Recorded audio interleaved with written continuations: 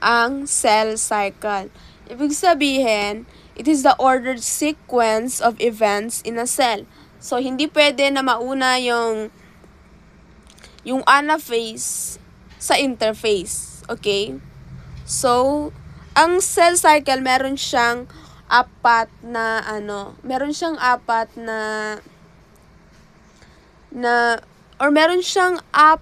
na phases, okay? Meron tayong G1, S, G2, at M phase, okay? So, simulan natin dito sa G1 phase. Okay. Ang G1 phase, dito na nagsimulang mag-grow or parang lumalaki siya. Ganon. So, para lumaki yung cell mo, kailangan niya ng madaming nutrients galing sa kinakain mo. So, the more na healthy yung kinakain mo, the more na mas mabilis mag-grow yung cell mo.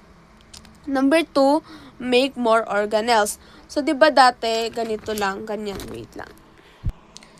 Di ba ang cell natin ganyan? Di ba ganyan? Tapos, meron tayo ditong ribosomes. Di ba? Halimbawa, ribosomes. Ang gagawin, di ba isa lang man yung ribosomes sa cell. So, ang gagawin niya, magiging dalawa na yan siya. Okay, magiging dalawa na yung ribosomes natin. So, isa, dalawa. Ganon. Pero, hindi lang basta ribosomes yung nagiging dalawa. Lahat ng, organelles ng cell. Okay? Ito, number 3, make proteins and RNA. So, gumagawa siya ng proteins para kapag nag-separate yung dalawa, diba ganyan yung cell natin. So, diba, halimbawa, dalawa na yung organelles mo,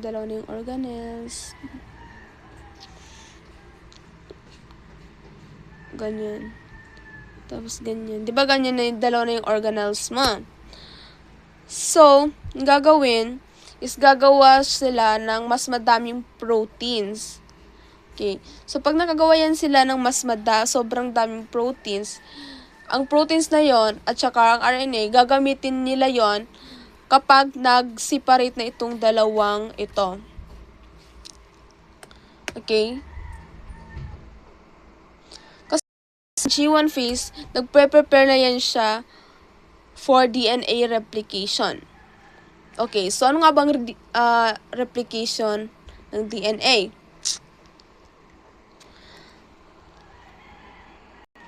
Kapag okay na yung laki ng cell, kokopyahin niya yung DNA. Halimbawa, ito diba yung nucleus. Yan. So, diba may DNA din sa loob? Okay, so ang gagawin nito, kokopyahin ng isang organelles yung DNA diyan. Okay, so pag pag nakopya niya na, ito dito. Tapos ito naman diyan. Okay?